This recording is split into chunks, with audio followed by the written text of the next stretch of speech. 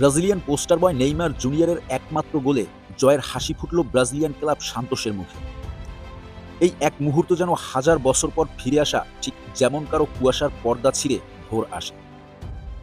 ২০২২ বিশ্বকাপে ক্রোয়েশিয়ার বিপক্ষে সেই হতবাগা রাত, নেইমারের চোখের অশ্রু গোটা ব্রাজিলের হৃদয়ে বেদনার বাসি।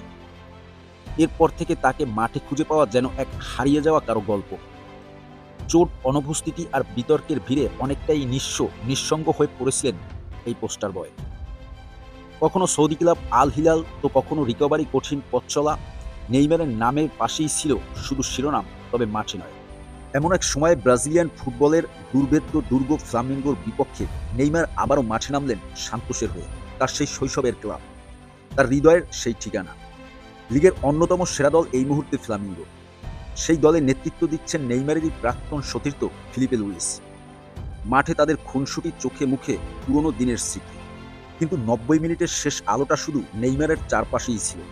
ব্রাজিলিয়ান পোস্টার বয়ের দুর্দান্ত এবং একমাত্র গোলেই ভাঙাচোরা সান্তোস যেন ফেলল স্বস্তির নিঃশ্বাস।